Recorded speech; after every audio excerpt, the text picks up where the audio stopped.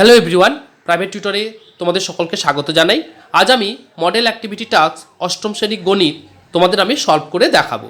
আর ভিডিওটা হেল্পফুল হলে অবশ্যই কিন্তু একটা লাইক করো, চ্যানেলটাকে খুবভাবে শেয়ার করো, আর চ্যানেলটাকে অবশ্যই সাবস্ক্রাইব করো, পাশে থাকা বেল আইকনটিকে অন করে রাখবে যাতে পরবর্তী ভিডিও নোটিফিকেশান তোমরা সবার আগে পেয়ে যাও। তো চলো সরাসরি আমরা শুরু করা যাক অষ্টম শ্রেণীর মডেল অ্যাক্টিভিটি টাস্ক গণিত। দেখো প্রথম দিয়েছে ঠিক উত্তরটি বেছে লেখো। বলছে একটি আয়তাকার খেলার মাঠের ভেতরে চারিদিকে 3 মিটার চওড়া একটি রাস্তা আছে। রাস্তা সহ খেলার মাঠের দৈর্ঘ্য যদি 40 মিটার হয়, রাস্তা বাদে মাঠটির দৈর্ঘ্য কত হবে? তো চলো দেখি আমরা ড্রয়িংটা করে নিই। তো দেখো তাহলে আমরা আগে প্রথমে ড্রয়িংটা করে নিই। তো একটা আয়তাকার মাঠ বলেছে, তার একটা আয়তাকার মাঠ আমি একটা জাস্ট ড্রয়িং করে নিলাম। দেখো আয়তাকার, এবার কি বলেছে আয়তাকার মাঠের ভেতরের চারিদিকে, তাহলে ভেতরের চারিদিকে 3 মিটার চওড়া একটি রাস্তা আছে, তাহলে আমি একটা রাস্তা ড্রয়িং করে নিলাম। এবার কি বলেছে রাস্তা সহ খেলার মাঠের দৈর্ঘ্য, তাহলে রাস্তা সহ যে এটা পুরোটা খেলার মাঠ, তাহলে রাস্তা সহ খেলার মাঠের দৈর্ঘ্য কত বলেছে? 40 মিটার বলে দিয়েছে। তাহলে বাইরের পোর্শনটা দৈর্ঘ্যটা 40 মিটার বলে দিয়েছে। তাহলে রাস্তা বাদে তাহলে খেলার মাঠের দৈর্ঘ্য অর্থাৎ ভেতরের এই দৈর্ঘ্যটা কত চেয়েছে। তাহলে দেখো রাস্তাটা 3 মিটার যেহেতু চওড়া, তাহলে এদিকেও 3 মিটার এদিকে 3 মিটার চওড়া, তার 3 দিকটা বাদ চলে যাচ্ছে। তাহলে রাস্তাটা যদি টোটালটা 40 মিটার হয়, তাহলে এদিকে 3 এদিকে 3, তো তাহলে কত হয়ে যাচ্ছে? 6 মিটার। তাহলে অতএব তাহলে আমরা কি লিখবো যে রাস্তা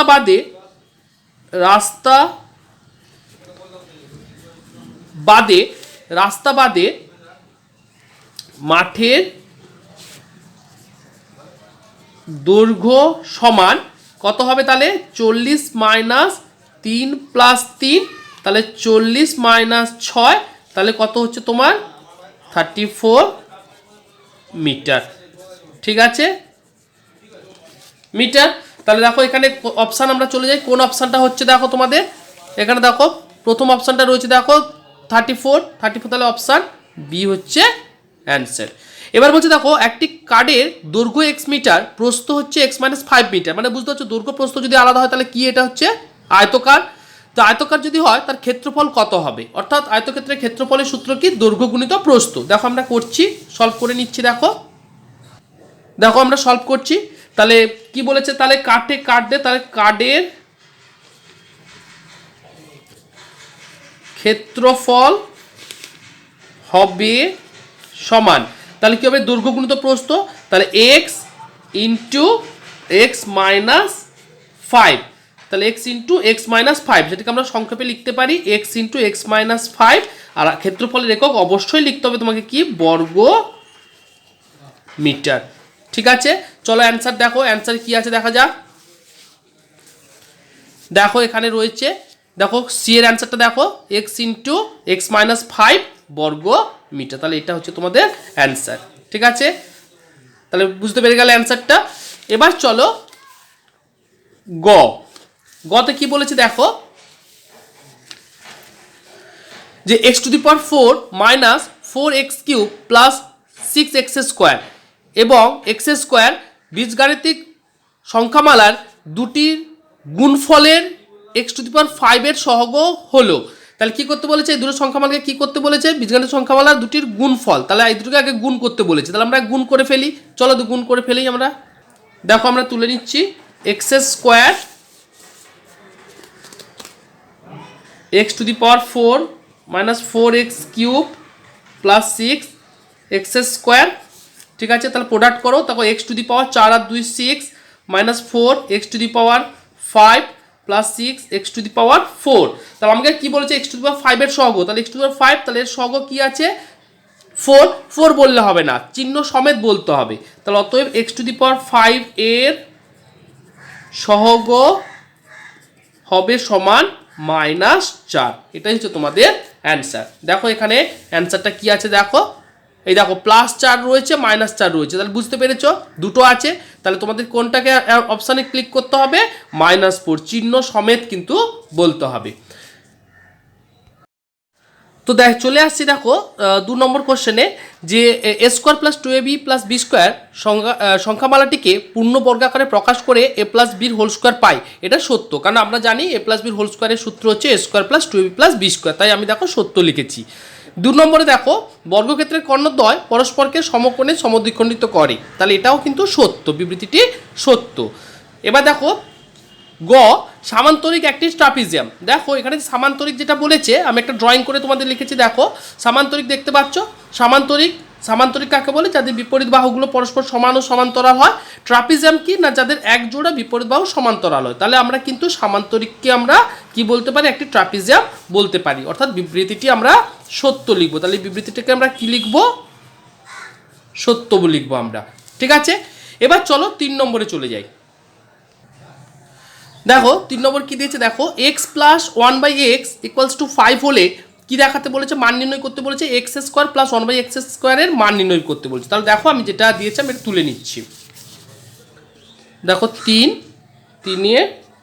ক x plus 1/x equals to 5, এটা আমাদের গিভেন আছে, বলে দিয়েছে। তাহলে কার ভ্যালু বের করতে বলেছে? X square plus 1/x square whole স্কোয়ারের মান বের করতে বলেছে। দেখো এটা হচ্ছে a square plus b square একটা ফর্মুলা আছে, a plus b whole square minus 2ab। ঠিক আছে, বসিয়ে দিলাম। তাহলে এক্স প্লাস 1/x এর ভ্যালু কত? 5। তাহলে 5 স্কোয়ার মাইনাস 2, দেখো এক্স এক্স ক্যান্সেলেশন হয়ে গেল। তাহলে 5 5 যা 25 মাইনাস 2 ইকুয়ালস টু 23। তাহলে ভ্যালু আমরা পেয়ে গেলাম কার? এক্স স্কোয়ার প্লাস 1/x এর ভ্যালু কত পেয়ে গেলাম? 23। এটাই হচ্ছে তোমাদের উত্তর। এবার চলো খতে কি বলেছে আমরা আগে অঙ্কটা একবার পড়ে নিই। দেখো একটি সমবাহু ত্রিভুজের প্রতিটি বাহুর দৈর্ঘ্য যদি 3x - 2 সেমি হয়, ত্রিভুজের পরিসীমা নির্ণয় করো। অর্থাৎ তাহলে সমবাহু ত্রিভুজ মানে বুঝতে পেরেছো সব বাহুগুলো সমান, তাহলে প্রতিটি বাহুর দৈর্ঘ্য তাহলে 3x - 2 হবে। তাহলে দেখো আমি লিখছি, দেখো সমবাহু ত্রিভুজের প্রতিটি বাহুর দৈর্ঘ্য সমান। তাহলে কত হচ্ছে প্রতিটি বাহুর দৈর্ঘ্য? তাহলে কত হচ্ছে দেখো 3x - 2 সেমি। অতএব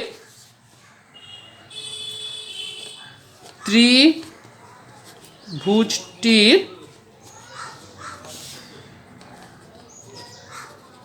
পরিসীমা সমান।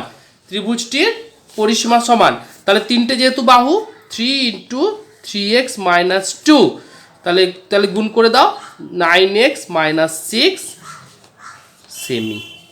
তাহলে পরিসীমা বেরিয়ে গেল 9x - 6 সেমি। ওকে, এবার চলো গতে চলে যাই। গয়ে কি বলছে একবার আমরা দেখে নিই।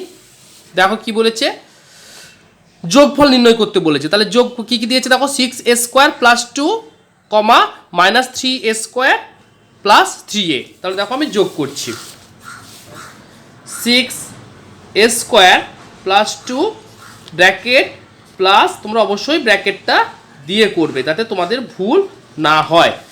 ঠিক আছে, প্লাস করতে বলেছে, যোগ করতে বলেছে, প্লাস সাইন দিয়ে দিলাম। তাহলে এবার ব্র্যাকেটটাকে এলিমিনেশন করে দাও। তাহলে এ স্কোয়ার প্লাস 2 প্লাসে মাইনাসে মাইনাস 3a স্কোয়ার প্লাসে প্লাসে প্লাস 3a। দেখো সেম সমরাশি, দেখো সেম টার্মসগুলো কী কে রয়েছে? 6a square minus 3a square, তাহলে মাইনাস করে দাও। তাহলে 3a স্কোয়ার, আগে 3aটাকে নিয়ে নাও দেখতে ভালো লাগবে, প্লাস 2। তাহলে অ্যান্সারটা হয়ে গেল 3a square plus 3a plus 2। এটাই হয়ে গেল তোমাদের অ্যান্সার। দেখো 4 নম্বর কি দিয়েছে, দেখো একটা উৎপাদকে বিশ্লেষণ করতে বলেছে। উৎপাদকে বিশ্লেষণ করতে বলেছে করো। তা উৎপাদকে বিশ্লেষণটা কী কার করতে বলেছে? দেখো x⁴ plus x square y square plus y⁴। তাহলে এর উৎপাদকে বিশ্লেষণ করতে বলছে। তো চলো আমরা উৎপাদকে বিশ্লেষণটা করে ফেলি। দেখো x⁴ plus x square y square plus y⁴। ঠিক আছে, তো আমার কাজ করতে হবে উৎপাদকে বিশ্লেষণ করতে গেলে প্রথম আমাকে যেটা করতে হবে, আমি দেখো এই y⁴টাকে x⁴ এর পাশে নিয়ে চলে আসবো। তাহলে x⁴ প্লাস y⁴টাকে পাশে নিয়ে নিলাম, আর x স্কোয়ার y স্কোয়ারটাকে পেছনের দিকে রেখে দিলাম। এবার এটাকে দেখো আমি সাজিয়ে নিচ্ছি, a square whole square plus y square whole square plus x square y square. এবার এটাকে আমরা ফর্মুলায় ব্রেক করে নেবো। এ স্কোয়ার প্লাস বি স্কোয়ারের যে ফর্মুলাটা রয়েছে, জাস্ট এখনই আমরা ম্যাথসটা করলাম। এ স্কোয়ার প্লাস ওয়াই স্কোয়ারের whole square minus 2x² y² plus x² y²। তাহলে এটাকে রেখে দাও, x² plus y² whole square থেকে গেল মাইনাস, দেখো মাইনাস, এবার দেখো দুটো x² y² থেকে একটা x² বাদ দিলে একটা সিঙ্গেল x² y² থাকলো। তো এর পরের স্টেপে দেখো x² plus y² whole square minus, এটাকে আমরা সাজিয়ে নিচ্ছি দেখো xy হোল স্কোয়ার ফর্মে সাজিয়ে নিলাম। তাহলে এটা দেখো a² মাইনাস b² ফর্মে হয়ে গেল। তাহলে a² plus y² plus xy a plus B into x² plus y² minus xy।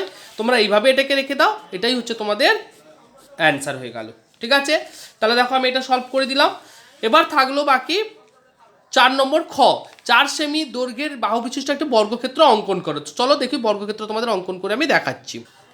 দেখো 4 সেমি বলেছে, তো আমি আগে তাহলে কি করব, প্রথম হচ্ছে 4 সেমি যেটা মাপ আছে, তো 4 সেমি আমিটা আগে একটা মেজারমেন্ট নিয়ে নেবো। 4 সেমি দৈর্ঘ্যের একটা মেজারমেন্ট আমি নিয়ে নিচ্ছি। ঠিক আছে, 4 সেমি, তাহলে এটা 4 সেমি আমরা লিখে নিলাম। এবার কি করব, নিচে একটা বড় করে দাগ কেটে নাও।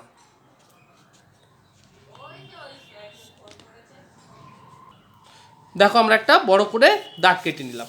এরপর কি করব, আমরা এই যে 4 সেমি যে মাপটা নিয়েছি, এই 4 সেমির দৈর্ঘ্যের মাপটা আমরা নিয়ে নেবো এখান থেকে, নিয়ে এখানে বসে তাহলে আমরা কি করব, এই পোর্শনটা দেখো কাট করে নিচ্ছি আমরা।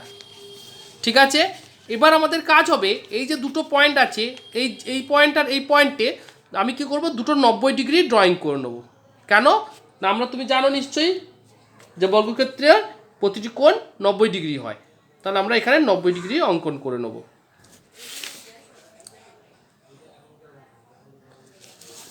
দেখতে পাচ্ছ আমি ড্রয়িংটা করছি। এবার আমরা এখানে বসিয়ে উপরে কাট করে নেব, আর এখানে বসিয়ে ওটাকে আমরা কাট করে নেব। ঠিক আছে, সিমিলারলি এই পয়েন্টও আমরা একটা 90 ডিগ্রি অঙ্কন করে নেব। ঠিক আছে,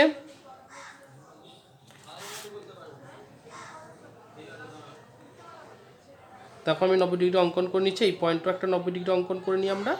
তারপর আমরা একবারে জয়েন্টটা করে দেবো। দেখো করে নিলাম। এবার দেখো আমরা জয়েন করে দিচ্ছি, এই পয়েন্ট আর এই পয়েন্ট জয়েন করে একটুখানি বাড়িয়ে দেবো আমরা উপরের দিকে। ঠিক আছে, আর এই পয়েন্ট আর এই পয়েন্ট জয়েন করে আমরা বাড়িয়ে দেবো উপরের দিকে। ঠিক আছে, তো যেহেতু বর্গক্ষেত্র তাহলে অল সাইড ইকুয়াল, সবগুলো বাহু সমান হবে। তো 4 সেমির মাপটা আরেকবার আমি নিয়ে নেব, নিয়ে এবার এখানে বসিয়ে এখানে 4 সেমি কাট করে নিলাম, এখানে বসিয়ে এখানে 4 সেমি কাট করে নিলাম। এবার এই দুটো পয়েন্টকে আমরা জয়েন করে দেবো। দেখো জয়েন করে দিলাম। ঠিক আছে, দেখো বর্গক্ষেত্র হয়ে গেছে।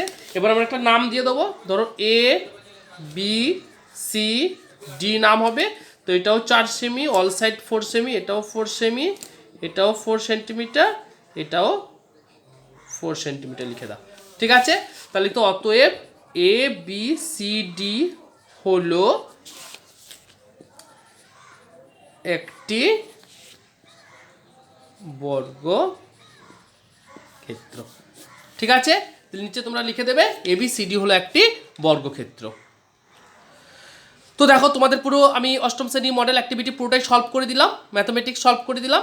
তো ভিডিওটা হেল্পফুল হলে অবশ্যই কিন্তু একটা লাইক করো, চ্যানেলটাকে অবশ্যই সাবস্ক্রাইব করো, পাশে থাকা বেল আইকনটিকে তো অবশ্যই অন করে রাখবে যাতে পরবর্তী ভিডিও নোটিফিকেশান তোমরা পেয়ে যাও।